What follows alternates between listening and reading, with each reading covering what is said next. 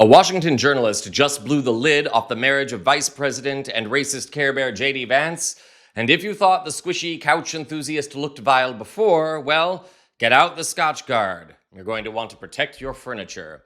Welcome to Occupy Democrats. I'm David Reddish.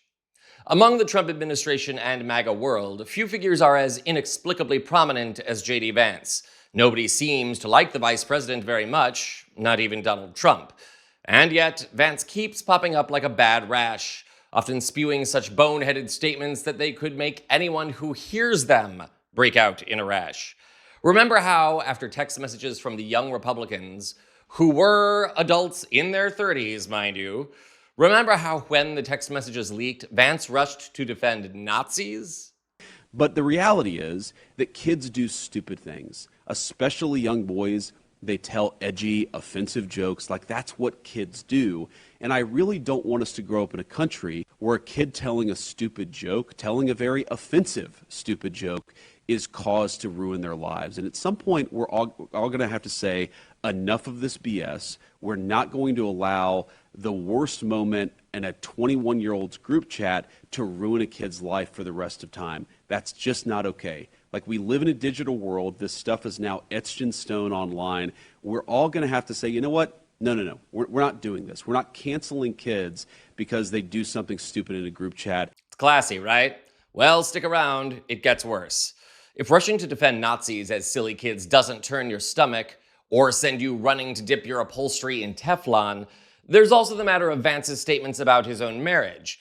Vance is, of course, married to Usha Vance, an Indian-American and practicing Hindu. Vance is a Christian, a late-in-life convert to Catholicism. When asked about his interfaith marriage at a Turning Point USA rally, Vance had this to say. But I think everybody has to have this own conversation when you're in a marriage. I mean, it's true for friends of mine who are in Protestant and Catholic marriages, friends of mine who are in, atheist and Christian marriages. You just got to talk to the only advice I can give is you just got to talk to the person that God has put you with, and you've got to make those decisions as a family unit. For us, it works out. Now, most Sundays, Usha will come with me to church. As I've told her and I've said publicly, and I'll say now in front of 10,000 of my closest friends, do I hope eventually that she is somehow moved by the same thing that I was moved in by church? Yeah, I honestly do wish that, because I believe in the Christian gospel, and I hope eventually my wife comes to see it the same way. But if she doesn't, then God says everybody has free will, and so that doesn't cause a problem for me. That's something you work out with your friends, with your family, with the person that you love. He hopes she is moved like he was. You mean you hope she hooks up with a nutbag billionaire with a religious agenda like Peter Thiel? Thiel, of course, bankrolled Vance's political career and pushed him to national prominence. Somehow I don't see that happening for Usha Vance, which makes her lucky in my mind. But I digress. Vance's remarks at that Turning Point USA rally have raised speculation about the state of his marriage and his motives, not to mention that he could be having an affair with Erica Kirk, the widow of Charlie Kirk. For more on that, see our other videos here on the channel.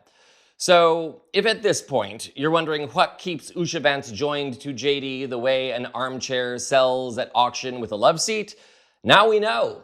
Author Michael Wolff, who has penned 4 books on the Trump administration, has finally offered us some insight.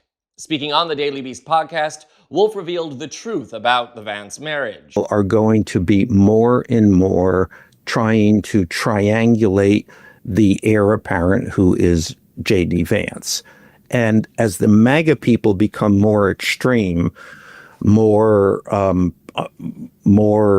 focused on white effectively as they become more racist, more anti-Semitic, and more about closing borders.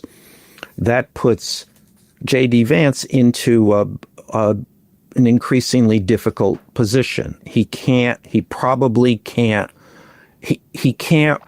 hope to succeed in Republican primaries if he loses the MAGA base. And that could very well happen.